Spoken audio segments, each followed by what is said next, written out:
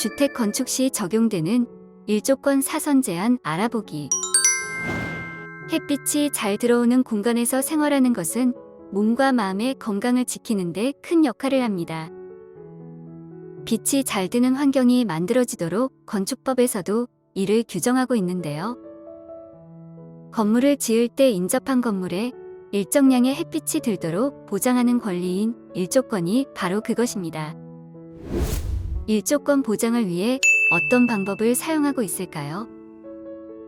건물의 높이를 제한하는 일조권 사선 제한을 법으로 정해 규제하고 있습니다.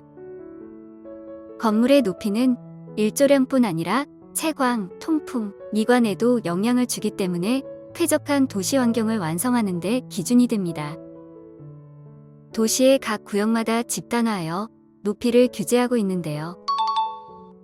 도시의 계획적인 관리를 위해 용도를 나누어 지정해 놓은 주거지역에는 전용 주거지역, 일반 주거지역, 준주거지역이 있습니다. 이 중 전용 주거지역과 일반 주거지역 안에서 집을 지을 때 주변 건물의 일조권 확보를 위해 일조권 사선 제한이 적용됩니다.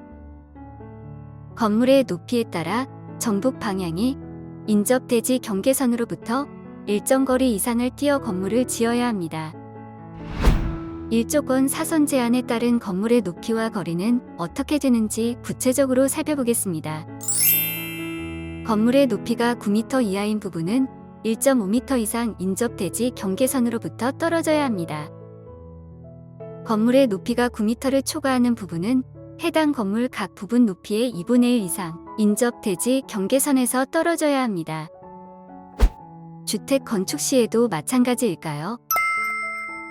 3층 이하로 건축되는 일반적인 단독주택에는 일조권 사선 제한이 적용되는 경우가 거의 없습니다.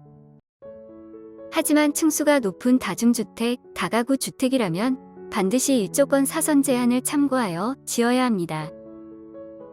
보통 4층 이상 건물의 모양이 계단식으로 변형되어 지어진 모습을 많이 보셨을 텐데요. 주택법상 3m를 한 개 층으로 계산하기 때문에 9m 이상인 4층부터 일조권 사선 제한의 영향을 받기 때문입니다. 일조권 사선 제한을 적용하는 방식도 함께 살펴보도록 하겠습니다. 대지가 아닌 공원, 도로, 철도, 하천, 공공녹지 등이 인접해 있을 때에는 그 반대편에 대지 경계선이 기준이 됩니다. 특별히 예외 조항을 두는 경우도 있기 때문에 건축하려는 지역의 특성을 꼼꼼히 살펴 놓치지 않도록 해야 합니다. 건축할 대지가 인접 대지보다 낮거나 높은 경우에는 어떻게 할까요? 정북 방향 높이 산정의 기준점을 설정할 때는 대지 간의 평균 수평면을 기준으로 적용합니다. 즉, 대지 간 높이 차이를 2분의 1로 나눈 지점을 기준으로 삼는 것입니다. 일반적으로 많은 사람들이 도로가 대지 남쪽에 접하는 토지를 선호합니다. 하지만 정북 방향 일조권 사선 제한을 고려해야 한다면 북쪽에 도로가 있는 토지가 유리합니다. 도로를 사이에 두고 마주보는 건물은 도로의 중심선을 인접대지 경계선으로 보는데요. 늘어난 기준 거리만큼 건물의 면적도 함께 늘어납니다. 북측에 도로가 인접해 있다면 공간 활용면이 넓어져 수익성도 크게 달라질 수 있습니다. 투자를 위한 주택 건축 시 일조권 사선 제한을 고려해야 하는 이유입니다. 고층 건물의 증가와 도시, 과밀화로 인해 주거 환경에 대한 관심이 높아졌습니다. 일조권을 통해 삶의 질을 보장받고 싶어 하는 것은 모두의 공통된 바람이기도 하고요. 나만을 위한 집이 아닌 이웃을 고려한 주택 건축은 모두가 즐거운 집 짓기를 실현할 수 있는 행복의 열쇠가 될 것입니다. 위드제이 하우스의 건축 이야기 블로그와 인스타에 방문하시면 실생활에 도움이 되는 건축 정보를 확인하실 수 있습니다.